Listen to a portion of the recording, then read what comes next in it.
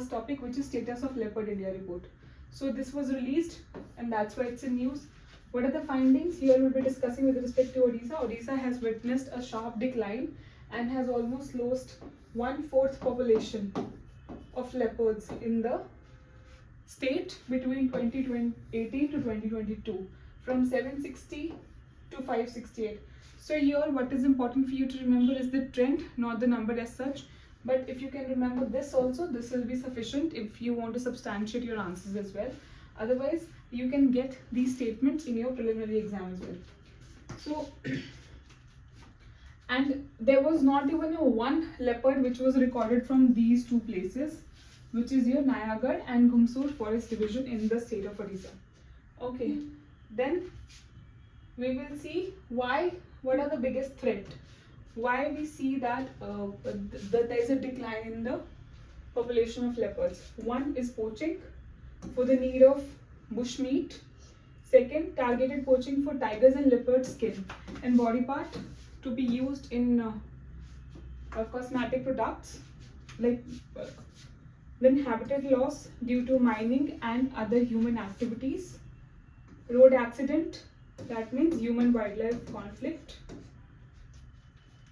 They are also a cause of leopard fatalities. Now, these are the reason, and this is something that can be written if you get a question in your mains. Not with respect to leopard, but also with respect to all the big cats. The kind of reason are similar.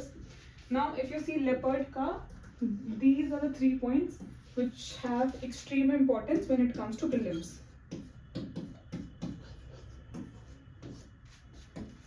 IUCN status is vulnerable. Remember this. Status as per Indian Wildlife Protection Act, it has been safeguarded in Schedule 1. What is Schedule 1? We'll see. Then under sites, it has been added into Appendix 1. So they provide highest level of protection which has been accorded to leopard. However, IUCN status is vulnerable. So remember this, these are the 3 extremely important points from prelims. And not with respect to leopard, if you cover any of the species or any of the major species which have been in news, you must know these three things. Status अगर आपको किसी का भी पता करना है तो ये 3 चीजें पता होनी चाहिए कि वाइल्ड लाइफ प्रोटेक्शन एक्ट के कौन से शेड्यूल के अंदर है, साइट्स के कौन से अपेंडिक्स के अंदर है और IUCN का स्टेटस क्या है. If you know these 3 things, because if you get a question, you will get one of the statement related to this. So that will help you in getting the right answers. Now let's see what are the various schedule, how the categorization under Wildlife Protection Act has been done. There are 6 schedule and which kind of animals are kept in which schedule. So the very first schedule is dealing with endangered species.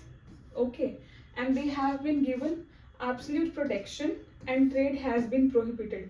You cannot trade these species which have been added in Schedule 1.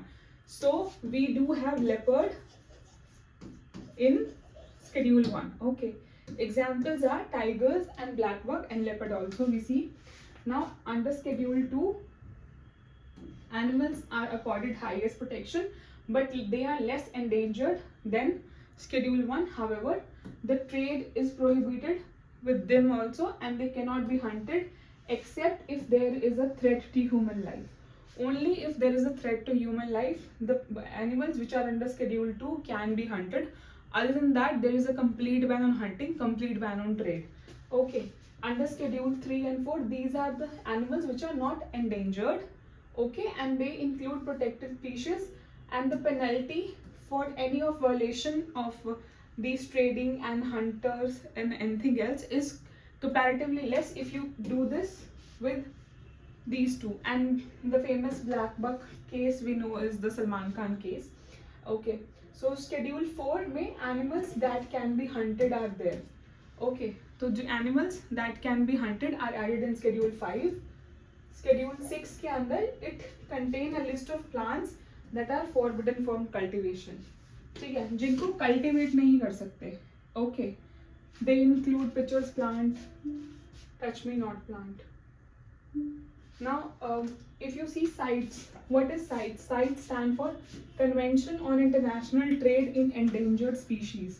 So basically what is this doing? It is putting regulation and restriction with respect to trade of endangered species of wild fauna and flora.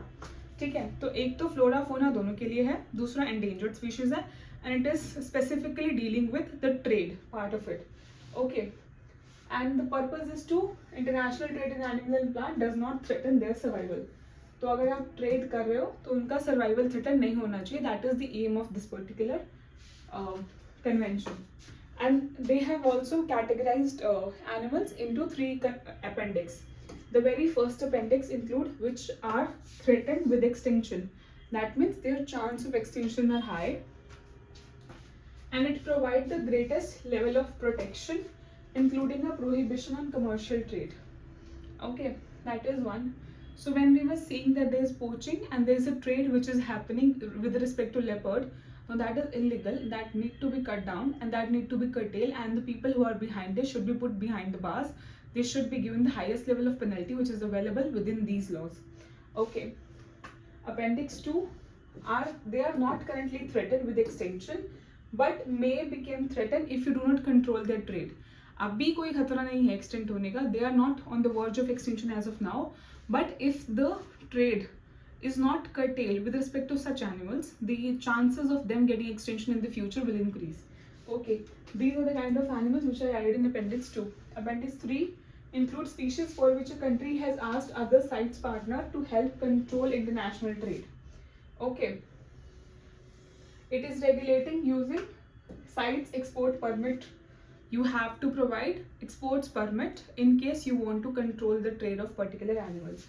Okay, so this was about the various appendix and schedule under Wildlife Protection Act and CITES.